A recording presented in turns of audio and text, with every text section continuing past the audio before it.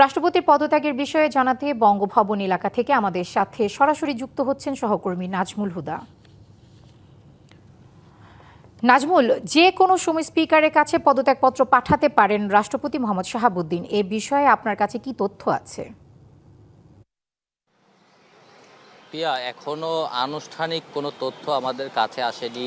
আমরা আমাদের বঙ্গভবনের বিভিন্ন সূত্র আমাদেরকে বলছে যে আজকেই তিনি পদত্যাগ করবেন এবং পদত্যাগপত্রটি বিকেল নাগাদ তিনি আসলে স্পিকারের কাছে জমা দিতে পারেন। আপনি জেনে থাকবেন যে স্পিকারও কিন্তু দুপুরের মধ্যেই আসলে তিনি তার যেই বিদেশে যে সফরটি ছিল তা সংক্ষিপ্ত করে তিনি দেশে ফিরে এসেছেন। তাই এই যে স্পিকারের এই রাষ্ট্রপতির যেই পদত্যাগের যেই বিষয়টি এটি কিন্তু আসলে জোরালো হয়েছে এ কারণে। তো রয়েছি আমি বঙ্গভবনের সামনে। এখানে আসলে তেমন আমরা তৎপরতাও তেমন দেখতে পাচ্ছি না, তবে ভেতরের যে সূত্র রয়েছে আমাদেরকে, সেই সূত্রগুলো বলছে যে তাদের যে পদত্যাগপত্র সেখানে তিনি স্বাস্থ্যগত কারণ দেখিয়ে আসলে তিনি পদত্যাগ করবেন এবং এটি আজকেই সেটি স্পিকারের কাছে পাঠানো হতে পারে এবং স্পিকারের কাছে পাঠানো হলে তারপরের মূলত স্পিকারই তিনি আপাততকালীন আসলে রাষ্ট্রপতির সাংবিধানিক দায়িত্বগুলো পালন করবেন এবং 90 দিনের মধ্যেই নতুন করে আসলে নতুন রাষ্ট্রপতি নিয়োগ দেওয়া নির্বাচনের একটি বিধান রয়েছে সংবিধানে এবং সেটি আসলে নির্বাচন কমিশন করবে। এক্ষেত্রে যেটি যদি বলে রাখি যে বেশ কিছুদিন ধরে আরেকটি আলোচনা সামনে এসেছে যে কে হবেন পরবর্তী রাষ্ট্রপতি। এক্ষেত্রে বিএনপির স্থায়ী কমিটির সদস্য খন্দকার মোশাররফ, বিএনপি মহাসচিব মির্জা ফখরুল ইসলাম সহ আরেকজন ডক্টর মঈন খান সহ অনেকেই আসলে আলোচনায় রয়েছেন যে পরবর্তীতে কে হবেন রাষ্ট্রপতি। এই সব আলোচনা আসলে চলছেই, অনেকের নামই এসেছে।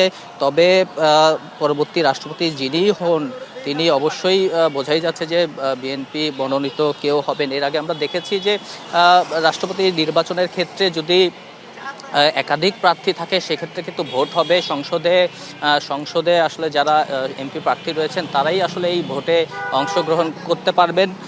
তবে এক্ষেত্রে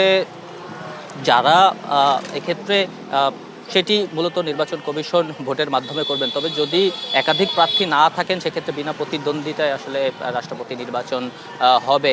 তো বলাই যায় যে আজকে যদি তিনি পদত্যাগপত্রটি স্পিকারের কাছে জমা দেন সেক্ষেত্রে আজকেই তার সাথে সাথেই তার পদত্যাগপত্রটি গৃহীত হবে এবং পরবর্তী দায়িত্ব পালন করবেন স্পিকার হাফিজউদ্দিন আহমদ। পিয়া। ধন্যবাদ নাজমুল। আগেই জানিয়েছি বিকেল স্পিকারের কাছে পদত্যাগপত্র পাঠাতে পারেন রাষ্ট্রপতি মোহাম্মদ শাহাবুদ্দিন। এ বিষয়ে আরও জানাতে জাতীয় সংসদ ভবন থেকে সরাসরি যুক্ত হচ্ছেন সহকর্মী আঞ্জাম খালেক। সংসদ ভবনে কি ধরনের প্রস্তুতি দেখতে পাচ্ছেন এবং রাষ্ট্রপতি পদত্যাগের বিষয়ে আপনার কাছে নতুন কোনো তথ্য আছে কি?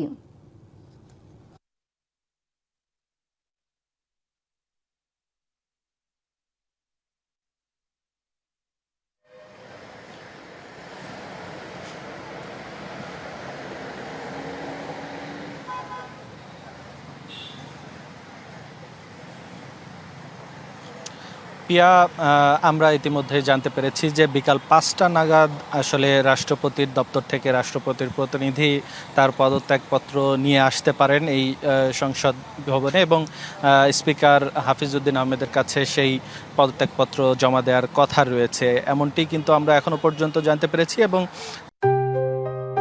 JBS holdings limited